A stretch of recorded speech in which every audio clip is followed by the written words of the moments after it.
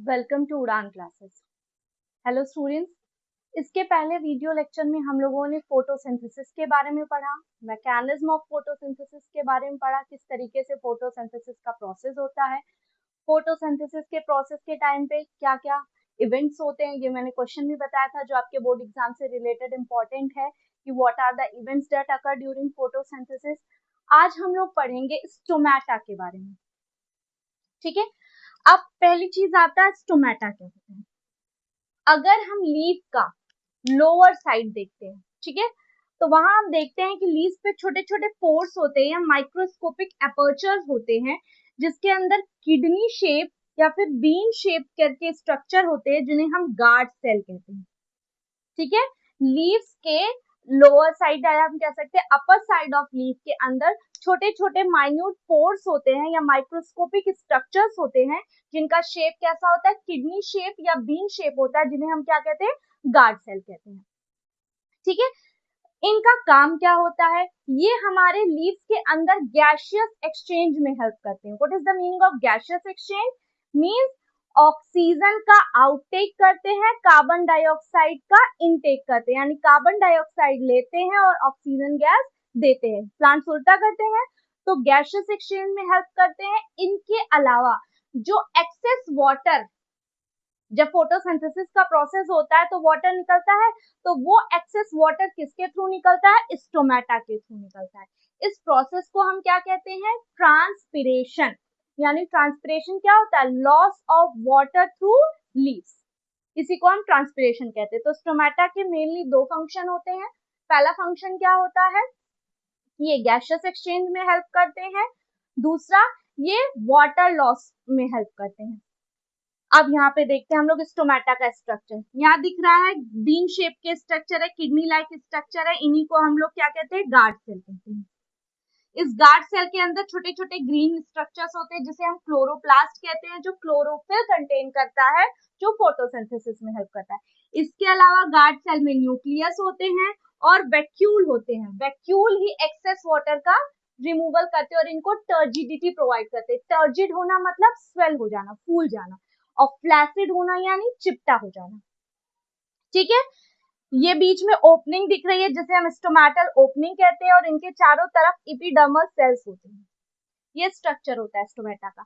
अब देखिए एक चीज हम लोग पढ़ेंगे, यहाँ पे एक क्वेश्चन आता है, how do stomata help in gaseous exchange. Stomata gaseous exchange में हेल्प कैसे करता है। सबसे पहले जब स्टोमेटा के अंदर वाटर और कार्बन डाइऑक्साइड दोनों का कंसंट्रेशन बढ़ जाता है। किसका किसका कंसंट्रेशन मैंने बोला, जब स्टोमेटा के अंदर वाटर और कार्बन डाइऑक्साइड दोनों का कंसंट्रेशन बढ़ जाता है तो क्या होता है, स्टोमेटा फूल जाता है, टर्जिड हो जाता है, और टर्जिड होने की वजह से स्टोमेटा क्या होते हैं, बंद हो जाते हैं। ओके, फिर जब वाटर और कार्बन डाइऑक्साइड का कंसंट्रेशन घट जाता है, डिक्रीज हो जाता है, तो स्टोमेटा फ्लैसिड होते हैं, और फ्लैसिड होने की वजह से स्टोमेटा ओपन हो जाते हैं, ठीक है। फिर से एक बार सुन लीजिए, जब वाटर और कार्बन डाइऑक्साइड का कंसंट्रेशन स्टोमेटा में ज्यादा होता है तो वो स्वेल करते हैं टर्जिड होके, और जब कम होता है तो फ्लैसिड होकर के क्लोज हो जाते हैं। इसी स्टोमेटा की ओपनिंग और क्लोजिंग की वजह से प्लांट्स में गैसियस एक्सचेंज होता है। अंडरस्टूड?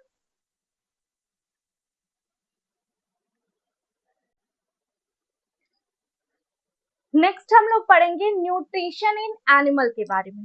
प्लांट में न्यूट्रिशन खत्म हो गया। प्लांट के अंदर न्यूट्रिशन किससे होता है, ऑटोट्रॉपिक न्यूट्रिशन से होता है, जिससे फूड अपना जिससे प्लांट अपना फूड खुद प्रिपेयर करते हैं। अब हम लोग पढ़ेंगे न्यूट्रिशन इन एनिमल के बारे में। एनिमल में बताए थे कि हेट्रोट्रॉपिक न्यूट्रिशन होता है। Hetero means different and trop means synthesize. जब कोई ऑर्गेनिज्म दूसरों के ऊपर डिपेंड होते हैं अपने फूड के लिए, तो उस तरीके के न्यूट्रिशन को हम लोग क्या कहते हैं, हेट्रोट्रॉपिक न्यूट्रिशन कहते हैं। अब देखिए, जो हेट्रोट्रॉपिक न्यूट्रिशन होता है, जब कोई प्लांट दूसरों के ऊपर अपने फूड के लिए डिपेंड होते हैं, तो उसमें 5 प्रोसेसेस होते हैं। कौन कौन से प्रोसेस होते हैं, मेनली 5 प्रोसेस होते हैं हेट्रोट्रॉपिक न्यूट्रिशन के लिए। First one is ingestion, Second one is digestion. Third one is absorption.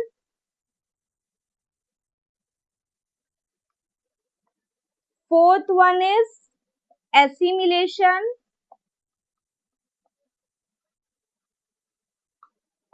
And fifth one is egestion. देखिए, अब इन सब के बारे में हम लोग ब्रीफ में पढ़ेंगे। तो एक क्वेश्चन आता है, what are the process that occur during heterotrophic nutrition?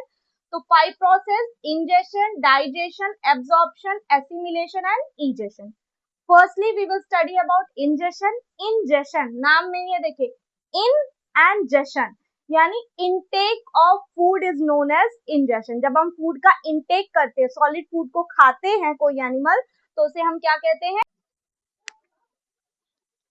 5 processes होते हैं: इंजेशन, डाइजेशन, एब्जॉर्प्शन, एसिमिलेशन और इजेशन। इंजेशन मतलब क्या होता है? इनटेक ऑफ फूड, फूड का इनटेक करना, इंजेशन कहलाता है। फिर जब हम फूड का इनटेक करते हैं तो वो सॉलिड फॉर्म में होता है। सॉलिड फूड का, कॉम्प्लेक्स सॉलिड फूड का सिंपल फूड में कन्वर्ट होना क्या कहलाता है? डाइजेशन कहलाता है। फिर जब फूड डाइजेस्ट हो गए तो उस डाइजेस्टेड फूड का हम बॉडी सेल में एब्जॉर्ब होना ही क्या कहलाता है? एब्जॉर्प्शन कहलाता है। उसके बाद जब फूड एब्जॉर्ब हो गए तो वो हमारे ब्लड स्ट्रीम के थ्रू सारे बॉडी पार्ट तक पहुंचे और हमें एनर्जी प्रोवाइड कराए, उसे क्या कहते हैं? हम एसिमिलेशन कहते हैं। ये सारे प्रोसेस होने के बाद जो अनडाइजेस्टेड फूड हमारी बॉडी में बचता है उसका रिमूवल क्या कहलाता है?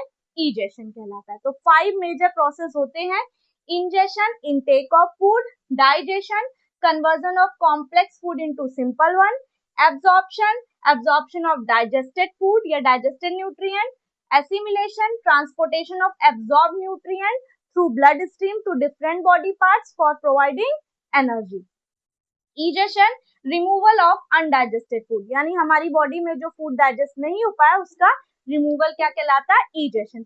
अब तुम लोगों में एक क्वेश्चन आता है बोर्ड एग्जाम में, how nutrition occur in amoeba, या फिर by with the help of diagram show the different process of heterotropic nutrition in amoeba। हमें पता है अमीबा के अंदर टिनी फिंगर लाइक प्रोजेक्शंस होते हैं जिसे स्यूडोपोडिया कहते हैं। स्यूडो मीन्स होता है फॉल्स और पोडिया मीन्स होता है फीट।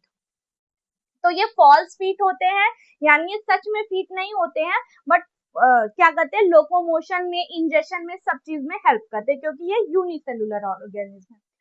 तो जैसे ही कोई फूड पार्टिकल इस स्यूडोपोडिया के कांटेक्ट में आता है, ये उसको इंगल्फ करके एक टेम्परेरी स्टमक बनाता है जिसे हम फूड वैक्यूल कहते हैं। ठीक है, फूड वैक्यूल के अंदर कौन कौन सा प्रोसेस होता है? डाइजेशन और एब्जॉर्प्शन का प्रोसेस होता है। उसके बाद साइटोप्लाज्म के अंदर ये फूड वैक्यूल डिफ्यूज हो जाता है और एसिमिलेशन का फंक्शन होता है। जब ये चारों प्रोसेस हो जाते हैं तो अमीबा का बॉडी सरफेस कहीं से रप्चर हो जाता है, टूट जाता है और अनडाइजेस्टेड फूड हमारी बॉडी से बाहर आ जाते हैं। तो टोटल 5 प्रोसेस हुए: इंजेशन, ठीक है, यहाँ पे डाइजेशन और एब्जॉर्प्शन, एसिमिलेशन और इजेशन। यही डायग्राम आपका 2 मार्क्स में आपके बोर्ड एग्जाम में पूछा जाता है।